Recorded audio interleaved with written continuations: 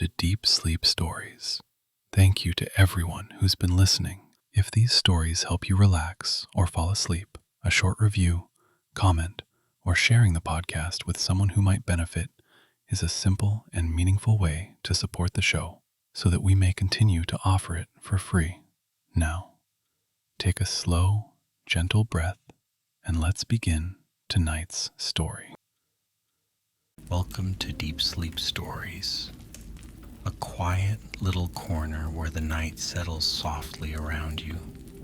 Tonight you are invited into a tiny, enchanted world to watch a gentle evening unfold as two companions share tea inside a snow globe while snow drifts in endless peaceful circles. Take a slow, unhurried breath in and feel the coolness of the air as it moves through you, like a winter breeze that never bites, only soothes. Let the breath fall out again like snow settling on a silent street. There is nothing you have to do now, nowhere you need to go. This is your time to rest. This is your time to simply be. As you listen, you might like to settle more comfortably, letting your body find its own soft shape against the bed or the place where you are resting. Feel the support beneath you steady and reliable, like the earth underneath freshly fallen snow. Let your shoulders loosen and drop. Let your hands rest, unclenching, quiet. Your jaw softens, your brow smooths, your eyes grow heavy. With each breath, you can imagine yourself traveling, not far, not fast, just gently drifting. Picture yourself moving down a quiet street on a winter night where the air is clear and crisp, but around you it feels warm and safe. Lamps glow in windows. Curtains are drawn. Somewhere in the distance you might hear the muted hum of life, but where you are, everything is calm and still. Ahead you notice a small shop that you have never seen before, as if it has appeared just for you tonight. Its windows are misted with a fine breath of condensation, and in their glow you glimpse shelves lined with glimmering glass.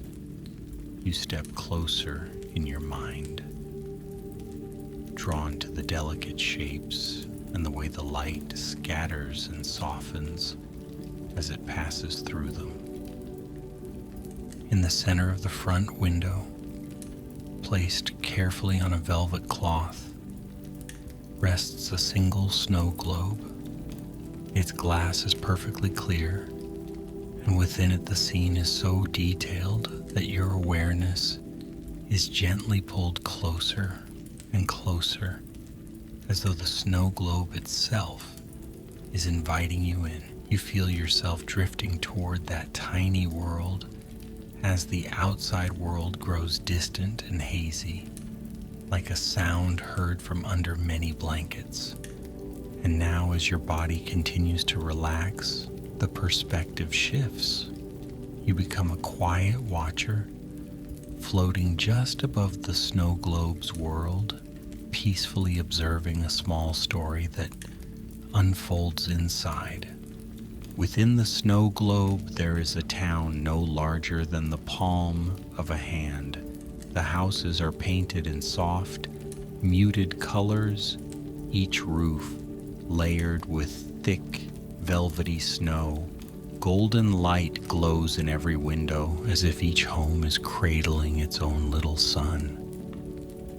The streets curve gently, more like pathways drawn in a dream than strict lines on a map. And every surface carries the quiet shimmer of fresh snowfall. At the heart of this miniature town stands a tiny tea room with frosted windows and a crooked chimney. A hand-painted sign hangs above the door, lettered in looping script that could only have been written by someone who believes in small magic. Inside this tea room, on a night that never ends and never truly begins, two figures sit at a round table by the window, sharing tea as the snow falls in a soft, endless drift. One of the figures is a woman named Elin, with hair the color of candlelight and a woolen shawl wrapped around her shoulders. Her eyes carry a calm, gentle curiosity, as if she has spent a long time watching snowflakes and listening to the stories they whisper as they fall. Across from her sits a man named Corin, his dark curls dusted with the faintest trace of snow, even though they are indoors. He wears a scarf knitted in quiet shades of gray and blue, and when he smiles, it is like the slow warmth of a cup of tea held between two cold hands. The tea room is small, but every detail is designed for comfort. The walls are lined with shelves that sag under the weight of jars filled with tea leaves and herbs. Each jar has its own faded label written in careful ink. Winter lavender, vanilla mist, moonlit chamomile, orange peel dreams. A tiny brass bell hangs over the door, though tonight no new guests arrive. Tonight it is simply the two of them, tea for two and time stretching as gently as the falling snow. Outside the window, the world of the snow globe is wrapped in a quiet that feels almost sacred. Street lamps glow with a soft, pearly light. Snow drifts lazily from a sky that never darkens completely, nor brightens entirely. It remains forever in a tender twilight, balanced somewhere between evening and dawn. The flakes tumble and swirl, not in a hurry to reach the ground, content instead to float and turn in the lantern glow. Elin and Corin sit together in easy silence. The teapot between them is round-bellied and polished to a gentle sheen, decorated with a painted ring of tiny snowdrops. Steam curls from its spout in slow, graceful ribbons, carrying the scent of something floral and faintly sweet. Their teacups are thin and delicate, each one a slightly different shade of porcelain blue, as if they were made to resemble the sky on different winter mornings. Elin lifts her cup, wraps her hands around it, and closes her eyes for a moment. The warmth seeps into her fingers, then her palms, and slowly spreads up into her arms, the way warmth does when it is allowed to arrive on its own time. When she opens her eyes, she looks out through the window to the drifting snow. "It feels quieter tonight," she murmurs, her voice as soft as the steam rising from her tea. Corin nods, following her gaze. "The snow is thinking," he replies. "When it falls like this, it's deciding where each flake wishes to rest." They speak like this often, not as people who are trying to solve anything, not as people searching for answers, but as companions sharing gentle thoughts in a place where there is no rush. When their words fade, the silence that follows is not empty. It is full, like a blanket thick with down, holding them both in its soft weight. In one corner of the tea room, a tiny stove glows with a steady orange light. A kettle hums quietly atop it, never boiling over, never quite going silent. The stove gives off a dry, comforting warmth that mixes with the scent of teas and spices, of wood and wool and snow-damp mittens left to dry. On the walls, small framed pictures show scenes of faraway fields and forests. Though in this world of the snow globe, all places seem equally near. On the table beside the teapot rests a small glass jar of honey. Inside, the honey glows a deep amber, thick and slow-moving. Corin takes up the spoon resting beside it, dips it into the jar, and watches as the honey streams down in a golden ribbon spiraling into his cup. The movement is so unhurried that it feels more like a ceremony than a simple gesture. Elin watches, a small smile touching her lips, then adds a single sugar cube to her own cup, listening for the tiny clink as it meets the porcelain. Beyond the tea room, the rest of the snow globe town slumbers peacefully. A toy shop's sign creaks gently in the drift of the snow, though there is no wind to move it. An old clock tower stands at the end of the street, its face glowing with a soft, steady light. The hands of the clock move in their slow circles, but time here is different. It does not rush from one moment into the next. It stretches and folds like a soft scarf being arranged around someone's shoulders. From somewhere in the distance, a faint chime rings out, as if the clock tower is humming to itself. The sound passes through the snow, through the quiet streets, and reaches the tea room like a lullaby. Elin and Corin pause, listening.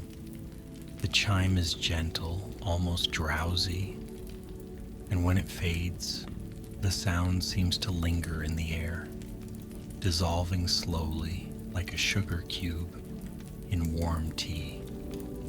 On nights like this, the snow globe feels especially small and especially vast at the same time.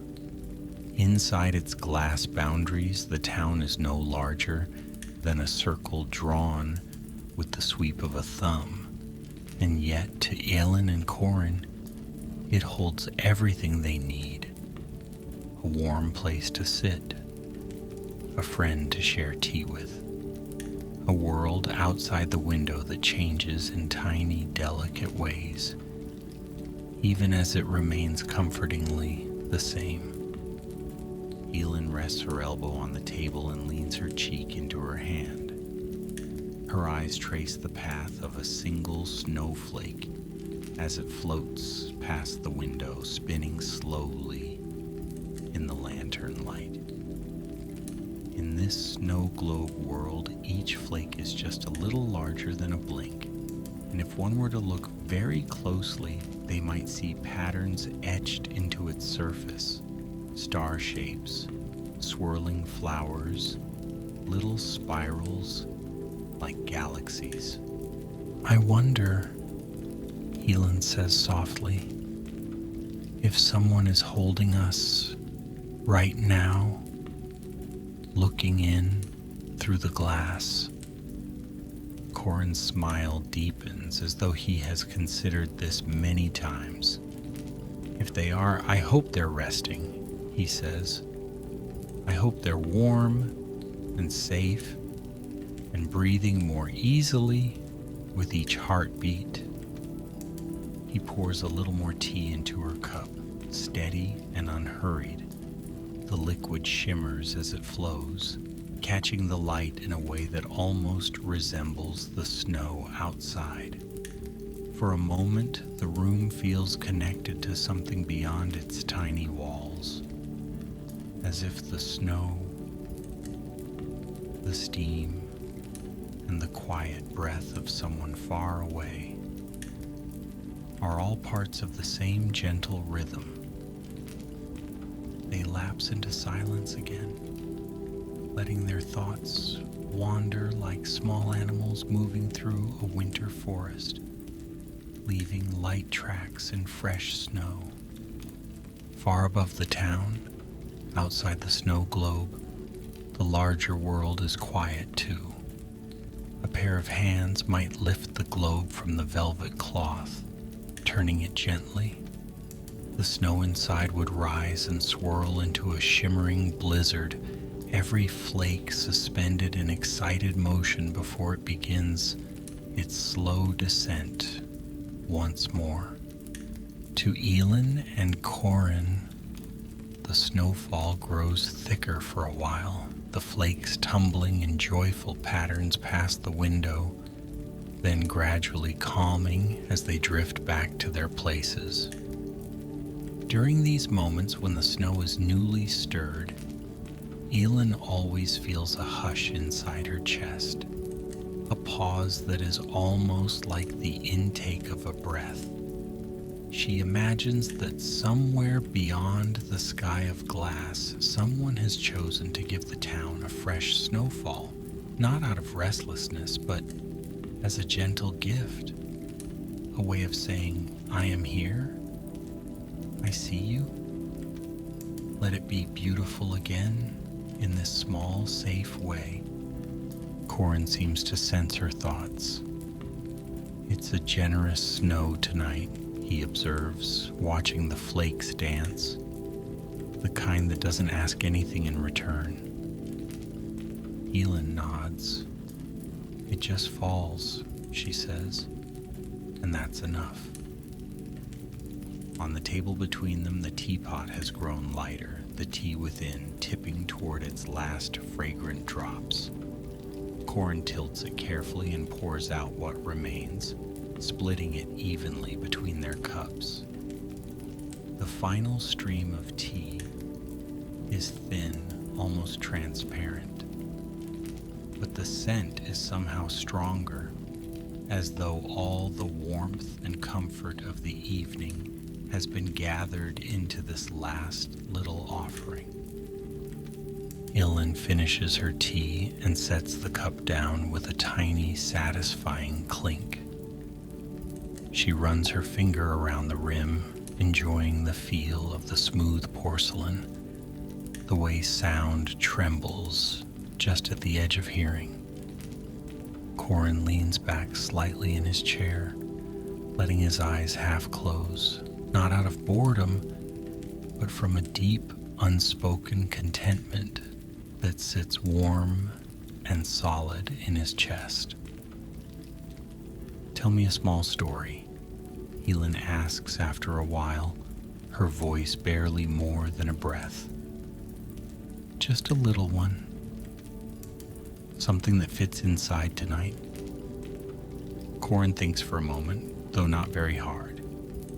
The stories he tells on evenings like this are not planned.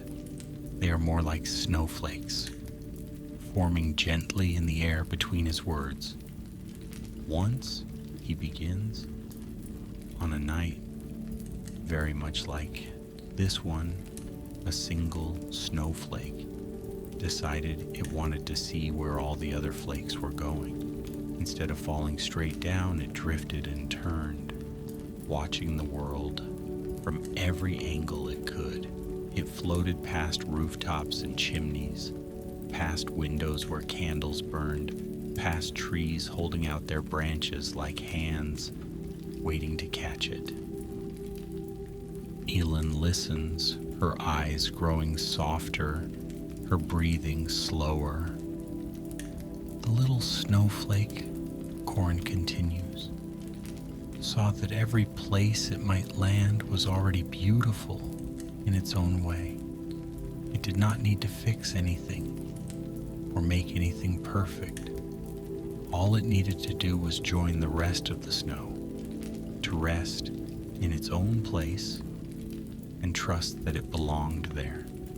So when it felt ready, it let go of the wandering and floated down and down and down until it came to rest on the edge of a teacup in a warm little tea room. And there it melted into the tea and became warmth instead of cold. and felt at home. Elin smiles, her lids heavy. "That's a good story," she murmurs. "A very small, just right story." In the hours that follow, though in the snow globe, one cannot say exactly how time passes, Elin and Corin remain at their table. Sometimes they speak, their words low and slow, like leaves drifting in a stream. Sometimes they simply watch the snow. Eventually, Elin's head begins to nod, her thoughts moving more slowly like lanterns, bobbing in an evening fog. Corin notices and stands up quietly, his chair barely whispering against the floor. He takes a soft woolen blanket from a nearby chair and drapes it gently over Elin's shoulders, tucking it around her as though he is tucking in the entire night. She does not fully wake, only shifts slightly, her body welcoming the extra layer of warmth without needing to think about it. He returns to his seat, content to keep watch. He does not guard against anything, because there is nothing here that wishes them harm. Instead, he keeps watch the way one might watch over a sleeping garden in winter. Attentive, patient, trusting that rest is its own kind of growing. The lamplight from the street slips in through the frosted windows, painting soft patterns on the tabletop. Outside, the snow globe town continues its peaceful dreaming. The toy shop's sign gleams faintly. The clock tower's light pulses in slow, reassuring beats. Somewhere, a cat turns once in its sleep, then settles again. Far beyond the glass dome of the snow globe, the hands that hold it grow still. The person who has turned it, who has watched the flakes rise and fall, is setting it down again on the velvet cloth. Perhaps they too are growing drowsy, their eyes half-lidded, their thoughts softening at the edges as they rest their hands in their lap or beneath their cheek. The snow inside the globe completes its quiet descent, every flake finding a place to land. Inside, the tea room grows quieter still. The kettle on the stove no longer hums. It rests, warm and content. The jars on the shelves stand like patient guardians, their labels turned outward, ready for another night. Another pot of tea. Another easy conversation. For now, they watch over Elin and Corin, who drift gently at their table between waking and sleep. Outside the tea room window, the last few flakes of stirred snow sigh down through the air. They land on rooftops, on lampposts, on the curved glass of the globe itself. A thin layer of frost begins to form at the edges of the window pane, sketching delicate patterns like fern leaves, like feathers, like tiny open hands. The town breathes with all its windows glowing, all its doors closed, all its hearts quietly beating. Inside the tea room, Corin's own eyes begin to grow heavy. The warmth, the soft light, the steady hush of snow all work together like a kind invisible hand smoothing the creases from his thoughts. He stands, stretches once, and steps softly to the front door. He turns the little wooden sign from open to resting, then returns to his chair. Elin's breaths come slow and even now. With each inhale, her shoulders rise just a little. With each exhale, they fall, releasing more of the day, more of whatever she carried into the quiet room. Corin listens to this rhythm as he settles back down, letting his own breathing fall in time with hers, and with the drifting snow, and with the low, distant ticking of the clock tower that marks a time beyond time. If someone were to look into the snow globe just now, they would see a scene of perfect, peaceful stillness. Two friends at a small round table, empty teacups, a teapot sleeping between them, a blanket wrapped around one pair of shoulders, eyes closed, faces calm, the faintest hints of smiles resting on their lips. The kind of scene that makes the heart exhale, and somewhere, perhaps very far away or very close, distance matters less in moments like these. Someone watching this tiny world might feel their own breath slow to match it, might feel their muscles loosening, their thoughts dimming, their own inner snow beginning to settle after being lifted and tossed by the storms of the day. The snow globe rests on its velvet cloth. The shop around it is dim now, shelves fading into shadows, corners full of gentle darkness. Only the faint glow from the street outside and the steady light of the snow globe's tiny town remain. They shine just enough to be seen, not enough to demand attention. It is a light made for drowsy eyes, for half dreams, for the tender edge where waking gives way to sleep. In the tea room, Ellen's head dips lower, her chin nearly touching her chest. Her thoughts drift like feathers through the air and settle quietly on the table in front of her. Corin's eyelids flutter once, twice, and then slide closed. The snow continues to fall in an endless soothing loop, wrapping the town, the tea room, and the two sleeping figures in its silent, shimmering embrace. Gradually, the details of the scene grow softer, as if seen through increasingly drowsy eyes. The pattern on the teacups blurs, the labels on the jars become illegible, then unimportant. The clock tower's hands blend into the glow of its face. The snow itself becomes less a collection of individual flakes and more a gentle, luminous haze. The little town is resting. The tea room is resting. Elin and Corin are resting. And as this tiny world settles into its deepest quiet, the one who watches, somewhere beyond the glass, is invited to rest as well. There is nothing that needs to be done now. No decisions to make, no stories to finish. The night can hold whatever remains. The snow can cover what is not needed, tucking it away until morning or the next day, or whenever it is gentle and right to pick it up again.